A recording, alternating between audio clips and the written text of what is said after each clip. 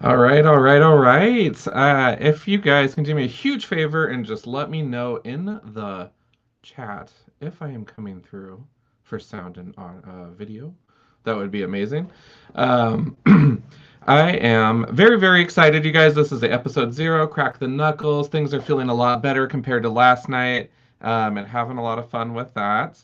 But I am the Comic Book Keeper. Welcome to the Comic Book Keep. It is a very late Tuesday night, but I made some promises to myself and to some people that were just really cheering me on for this project that I would do an episode by the time March rolled over. So with that, we are on the last day of March, doing our best with that technology, and we'll see how we go. Um, so my name is John. I'm the comic book keeper. Welcome to the comic book keep, looking fabulous as ever. We're still kind of figuring out a lot of the setup and lighting and all that. I literally went from 2 flickering candles to 6 and cracked my little curtain open here so that some light could come in and light this beautiful mug up. So we'll see if it helps. But definitely excited to just kind of watch the stream morph and become better and better and better. Serge, I see your comments. Thank you so much. And actually, Serge, your comics are coming through on Facebook, which is incredibly encouraging. So thank you for commenting, first of all. Second of all, my perspective of how this video looks is it got to be even more trippy. I'm wearing these red lens glasses right now, as featured in the video. And I don't think I can do this for the whole episode, but I just wanted to wear them to greet and welcome. So I'm going to go ahead and get rid of those. Yeah. And now I can see my webcam is actually on, which before I couldn't when I was wearing those, which is really weird. So anyways, with Comics by Night, what do? We talk about spooky comic books. And I really have an affinity, you guys, for Marvel Comics. And so I mentioned this when I filmed previously that things like the X-Men, the Avengers, they get lots of love, but there's a lot of characters that we just don't get to meet and talk about as much. And so I really want to celebrate those characters. So getting into the vein of the spooky. I will say that I'm really excited to hop back into. So there are a couple of old episodes out on YouTube where I review some of the Marvel literature from the late 60s, 1960s. And those are some very heavy reads. I was a little low on time tonight, and so I decided, it's an episode 0. We're going to take the technology for a test run. Let's see how we do. And I have a couple of boxes of titles that are kind of adjacent to the characters that I'm reading and feature maybe them in some way. And so I just pulled a book from there, and this is where it gets fun. Um, this is my first call out for this evening, is when you buy a book for its cover in comic book world, sometimes sometimes it just doesn't work out. So this is a little dark, to your point, Serge. So I'm gonna try to light this up as best I can. But this is Spider-Woman by Night. This is a beautiful cover, and I got it signed by rockstar comic book artist Pat Gleason. This is signed in glow in the dark, paint pen. I was gonna say Sharpie, and I'm not sure why, but glow in the dark paint pen. So definitely excited about that. Um, John, thank you so much for tuning in. Have a good night and get some rest. We will do breakfast soon. It's good to see you. um, but this book was really interesting because it's a tribute cover to the character Werewolf by Night, which is just one of my favorites ever. And so I saw this cover, and it was when I was at the comic book shop. Some of my coworkers showed it to me, and I was just like, I have to have it. This is really cute. It just says, she weaves her deadly web I'm reading this backwards here, in the light of the full moon. If this is showing up backwards for you guys, you should totally let me know, because I don't think it should be, but if it is, let me know. Um, and let me know in the comments, please. But the thing about this book was I cracked it open. I sat down tonight and I was like, all right, we got our title. We're going to read this, have some fun, review it. And the cover had nada to do with the story at all. And so I was reading this, and Jessica Drew is Spider-Woman, okay? And this book had her, I'm assuming her mom in some capacity, like kind of monsterfied a little bit. It mentions Mount Wondergore, which was interesting because that's like where the high evolutionary is, and that dabbles into like Scarlet Witch and Quicksilver and all that stuff. And then it has Spider Woman's, I'm assuming, daughter or kind of niece, and then her half brother. So it was just this character. I don't know much about Spider Woman. I'll be real with you guys. Serge, thank you so much for letting me know. On my side here, when I'm presenting through my dashboard, it actually is opposite. It's backwards, so that's just tripping me up a little bit. But I'm glad that it looks right for you guys. So I don't know anything about this character, and If I were to recommend a comic to read when you're brand new to comics, I don't recommend this one because I know enough to make light connections and there's mention of the organization Hydra, which is a bad group of people in the Marvel universe. So that was neat, but ultimately, I can't say that I would recommend this for somebody that's new to comics. I will say that the cover itself is gorgeous. And so shout out to Pat Gleason for that and for giving this a good old signature here. It's funny with Pat Gleason, this is a total side note, but I just looked over here. Uh, Pat did an event when I worked at Rainbow Comics. Pat came down and signed comics, and he had this amazing orange comic books or just book stand, and it in my blacklight room upstairs, it just looks amazing.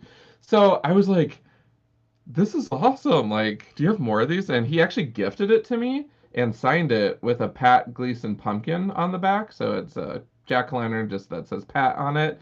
And so just honestly a rock star friend of the show. And I really appreciate that. And so I've held on to that. I think it's amazing. I'm gonna totally tag you in the comments, and I hope you see this because it is just glorious and it's such a neat addition. So, anyways, Spider-Woman, the cover itself, phenomenal. The issue as a whole, I haven't read the rest of the series at all, and so I don't really have much of an opinion on this. What are we on here? Issue 5 of this run. So interesting stuff. If I were to read it like in a trade format, I'd probably have more of an idea of what's going on. But I don't know. So that was kind of like, oh, I guess I'll maybe need to get another one. And so I was, home by myself, and I swear this old house, when it's like a little windy out, it makes all sorts of noises, and I'm like, at one point I was like, dude, is there like someone going up and down the stairs? And Ken was out. He had a commitment this evening. And so I messaged Ken like, I'm just gonna hide in my office for a while. Because it was just like super like eerie and weird. And then Ken came home, and so I came down and was like, I really want to film tonight, but I really want to read a book to talk about. And this next one is so freaking weird and awesome. And this is more of my speed, and so I hope you guys enjoy it tonight. This is Women of Marvel one shot. So this was it just stood out to me on the shelf. Like, I don't know this character at all. I've never heard of her. And then my manager at the comic shop at the time explained, oh, there's actually a lot of cool like history pertaining to vampires with this character, and you never would think about it. So this is literally a one shot dedicated to the character named Spitfire. In the Marvel universe, we of course have not just the United States, but this actually takes us over to the UK. Spitfire is actually the daughter of, I believe, the original hero Union Jack over in the United Kingdom, which is really cool. And then she also had this thing where she was infused with the blood of vampires, but also the original Human Torch. And I'm not talking about Johnny Storm from the Fantastic Four, but I'm talking about the old Human Torch, which was like kind of a robot man at first that just lit up in the flames. And there's been several iterations and retelling, and just how he's been depicted over the years too. But she received some sort of a blood transfusion from that Human Torch as well, which is what gave her her speed. So she has some vampire traits to her that she can control, so she doesn't feel the need to like suck blood, as an example. But she has fangs, she has the speed. So it's a really fascinating character. On top of that, when I'm reading this description here, and this is like the Marvel's really good at like, kind of filling you in on stuff. Um, but when you read the description, she actually has kind of an on and off thing with Blade, the vampire hunter, which is awesome because Blade's one of my favorite characters ever. So notable characters that appear in here. Pete Wisdom is in the first couple of pages, which is awesome. Pete is another Marvel UK character. He actually did some time with Excalibur for a while. And then MI13 is kind of like their super powered agent, Secret Servicey Shield kind of vibe, but in the Marvel UK. So Pete Wisdom was in there. And then they introduced kind of a one-off character. She was an older vampire who broke away from Dracula, but it turns out, as you read through the book, this older vampire lady, she's super stuffy and super full of herself. And then at one point, she evidently spied for like the Nazi party in Marvel history, and she was just like, "There's just nothing on this Earth worth joining." So she just has that kind of nose up, snooty attitude about the eternal life, and what can you guys possibly offer me? Um, Spoiler at the end, Spitfire isn't necessarily a hero, we'll put it that way. So that lady gets dealt with really well. And the other thing I wanted to mention about this comic is I love it when they reference other characters in the MCU. So the main example of that is they were at this bar that is frequented by vampire-ish characters, and they almost seem to welcome them, like almost like enthusiasts or fans. And at one point, Blade was talking with some of the patrons, and they were like, "Yeah, Morbius was here one time." And Blade's like, "Well, Morbius doesn't matter." And it's funny because Morbius isn't really technically a vampire. He's like his title of his book at one point was like the living vampire because he experimented on himself. So he's not a full on like Dracula vampire, but he is a strong adjacent. So it's just really funny to see him get called out in that fashion. And honestly, it doesn't surprise me. Michael Morbius likes to party once in a while. Overall, though, I will say that the book for pacing and for just being a true introductory primer, I would recommend this for a new reader. I think it's really approachable and easy. It's not too dense either of a read, which is nice. This is the realm of time where it's more art, less words. What I'm reading at in the late 1960s is going to be a lot more heavy. But this is something where it's just a neat look into Marvel, and they ended up in the United States in this book too, but it started out in the UK. But just looking at Marvel as a globe and seeing what's going on throughout the world, those are my favorite kinds of books. On the Marvel UK side of things, you're gonna have, of course, Excalibur. You're gonna have, they'll probably, I would imagine, have done some sort of MI13 titles, maybe. There was the Union was recent, and that pulled a lot of newer heroes from the UK as well, which I thought was really neat. I wish they would have done more of those characters, to be honest with you. And then, of course, Captain Britain's had some one-shots here and there, too. So a lot of neat characters. I'm probably forgetting a trillion of them, but it's a neat section of the Marvel world that I always just love tuning into when things are going on. But I would definitely recommend this. I guarantee you this is gonna probably be in like a dollar bin or something. But I really enjoyed this. I'm very glad that I picked it up, and I'm really annoyed that it took me this long to read it because I feel like this came out like forever ago. I am not even gonna try to see what this date is though. Hold up, 2010. Okay. So that's nuts. But like I said, this will probably be in like a dollar bin or it'll be a couple bucks in the back issues. But no one's rushing to get it because there's just not a lot of people that know about her. But I wouldn't sleep on this book. And if you're at all in tune with the vampire community in the Marvel universe and want to just really get the most out of that lore, check this out. It's so much fun. And then Blade, of course, too, is always a trip. So highly recommend it, you guys. I don't have like a book rating system for this though, because the purpose of my channel is truly just to be honest and boost where I can. And so, yeah, I really recommend it. So that's all that I had for tonight, though, but a couple of things I just wanted to update on. So, for this project of the show overall, I'm going to be tackling a couple of things coming up, and I'll be doing some more posts on that. Thank you for everyone that is tuning in or is checking this out on the replay. Right now, it appears that it doesn't want to stream to my Comics by Night Facebook page, which is really stupid. So, I'm going to just share this one over to it for the time being, or the YouTube version. I am also on YouTube, like I said, or Twitch is another way to catch it, and that's just a Comics by Night. Sorry, wrong stream. Um, and in regards to Instagram, I did have it set up to be able to do lives on there, but I'm really concerned about like the format of it because Instagram relies on more of a square template, whereas this is truly horizontal. So I don't know if I'm going to pursue streaming on Instagram, to be honest with you, but I'll try to utilize that for some other, social media things too. So the account, I'll make it fun over there still. Don't worry about that. But yeah, other than that, I the big undertaking that I have is I really want to get this spreadsheet put together. Serge, I see you. Yeah, Instagram, it's something else, and having to do a unique stream key each time on top of it. Uh-uh.